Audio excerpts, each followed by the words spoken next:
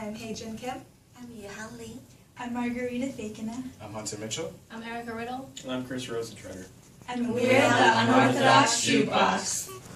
The artist that we think is going to have the best long-term future is Bruno Mars, and here's why.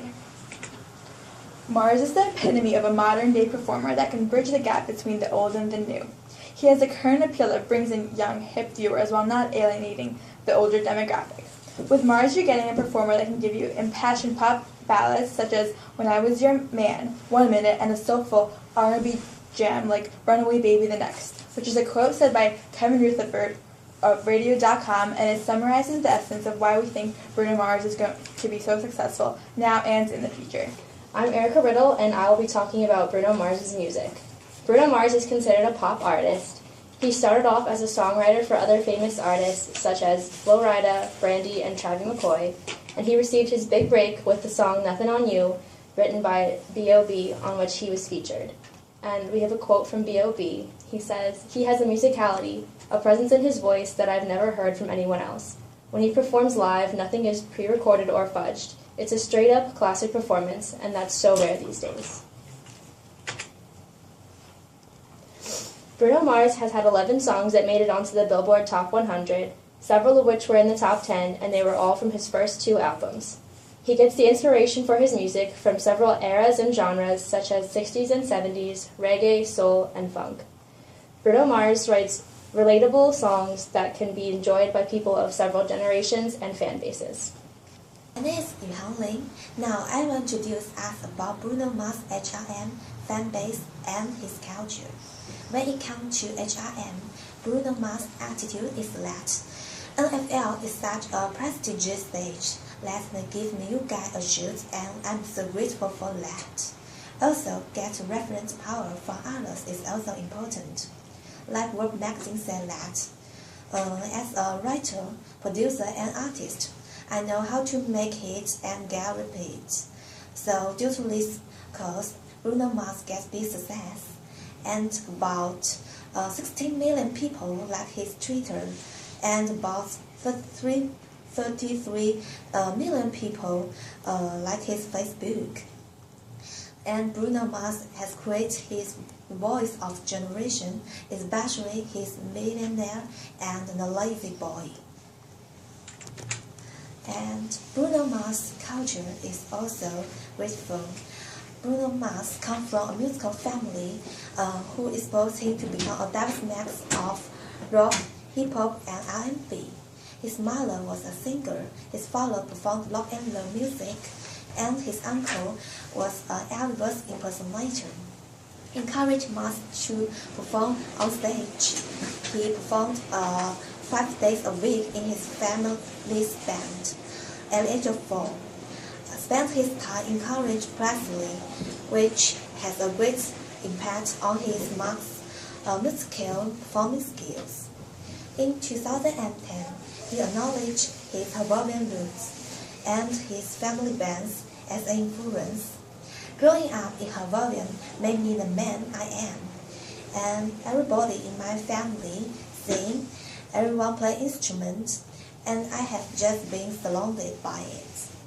Hi, I'm Hyea-Jin Kim, and I will be introducing you to Bruno Mars' values, management, and motivation. Bruno Mars, throughout his career, has supported a lot of charities, which include the Candies Foundation, DoSomething.org, Musicians on Call, Red Cross, and the Rainforest Foundation. Bruno Mars also strongly values equality based on his background, but his most important contribution is to the Grammy Camp Scholarship Fund, partnered with the Hawaii Community Foundation, which supports the next generation of music careers.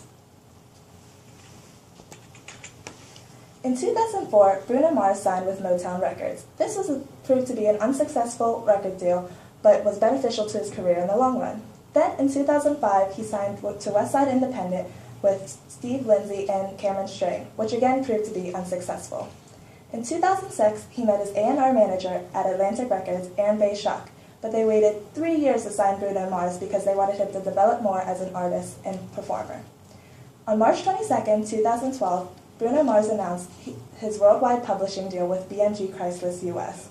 His current manager is Brandon Creed, who he had met as an A&R executive while Bruno Mars was still pushing to get signed at Epic. He wasn't 100% sure in Mars, but he saw enough potential to leave the firm as an executive and become Bruno Mars' manager. Bruno Mars is the sole proprietor of his business. He writes a lot of his own songs and lyrics and is a solo performer, as well as a member in the band The Hooligans. The Hooligans could be described as a flat organization because though Bruno Mars is the lead singer, he has 8 equal members below him who hold multiple responsibilities within the band, such as Freddie Brown, who is the lead guitarist and also backup vocalist. Bruno Mars' motivation is his resonant environment. He has hope, optimism, perseverance, but most importantly, his infectious environment he creates while he's on stage performing, which draws the audience attention. His main motivator is recognition, because Bruno Mars writes a lot of his own songs, he wanted to perform them independently. Other motivators are his growth, achievement, and money. A lot of his hygiene factors that affected him negatively during his success were his unsuccessful labeling deals with Motown Records, Westside Independent, and Atlantic Records. Throughout the year, those first few years, he was also broke and unpaid with no set work schedule, which also drew him back from success. But Bruno Mars held a high self-efficacy and continued to believe himself because he knew that he could do it and knew that he could perform his own songs greatly. Hi, my name is Margarita Faykina, and I'm here to talk about Bruno Mars' marketability and marketing. So one of the reasons Bruno Mars is so popular and successful today is because he won a Grammy for the Best Pop Vocal Album for his album Unorthodox Jukebox. He was also Billboard's Artist of the Year of 2013, which really made him popular last year and even this year. Bruno Mars writes his own lyrics, which is unlike any other artist, and it's specific to him because a lot of artists don't write their own lyrics, so that makes him stand out, and it's going to make him more marketable in the future because he can write his own music and he's very creative, so that's going to really help him out. Bruno Mars is also very multi-talented. For example, he played a drum solo during the Super Bowl, and he also can play instruments such as the bass, and he can dance, and he has a lot of these different talents, which makes him stand out from other artists, which are not the same. Bruno Mars has more than 1 billion YouTube views, which shows his popularity, and he also has his own website, brunomars.com, which includes pricing, a mailing list, tour dates, news, a forum, and visuals.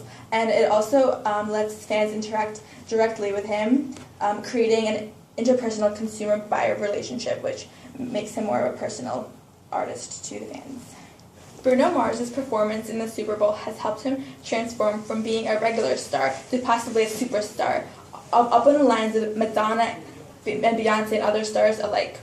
After the performance, his Moonshine Jungle tour ticket prices increased by an average of $150 per ticket, and he added over 40 new locations for his tour, for his new album. The showcase generated a reported 2.2 million tweets. There was also a record-breaking 115 million viewers for the halftime show, more than there have been with the past 2 shows with Beyonce and Madonna. Companies such as Microsoft, LG Electronics, and Beats are now after him because they want to work with him for advertising, and they want him to promote them as a company, which really helps his marketing because these are big companies, and it really looks good for his name. And they also, of course, for his finance. Also, Bruno Mars is working with big names such as Pepsi and Hyundai, and he's licensed to do advertisements for them. So a few of the strategies that Bruno Mars uses in his marketing are growth strategy, because he is expanding his operations and increasing his market share by working with these different companies, and also by becoming such a bigger artist and growing as an artist, he's definitely using the growth strategy. He's also using differentiation because he provides a unique product to his audience. He's unlike any other artist because he has such a wide variety of music, like he uses jazz and blues and all these different things that he combines together, and other artists are unlike him because they all stick to one set of musics, and he just uses a wide variety, which is why he appeals to such a wide variety of audiences, and we think he's going to be so successful. My name is Chris Rosentreter, and I'm going to be talking about Bruno Mars' finances and potential revenue stream. After recently performing at Super Bowl 48, Mars' most recent and thus far most successful album, Unorthodox Jukebox, saw a 164% sales increase. Compared to the year prior when Beyonce performed at the halftime show, she only saw an increase of 123% in sales on her most recent album. Bruno Mars' net worth is estimated to be somewhere around $20 million. In 2013 alone, he earned $18.8 million, which he earned through his sold-out Moonshine Jungle Tour, which grossed a total $46.4 million in 2013 alone as well. Now, Bruno Mars has a great source of revenue beyond just his performances and record sales. In 2013, Mars endorsed Enjoy electronic cigarettes, which he said he picked up in an effort to quit smoking, which he later called effective. Mars invested $1 million into the software Chromatic, which is an application to help aspiring musicians learn to read sheet music and better perform instruments of their choosing. He's worked with several other artists in multiple industries and genres of music, including Eminem, B.O.B., Lil Wayne, and Travis McCoy, among others. The artists that he works with are top-tier artists in what they do.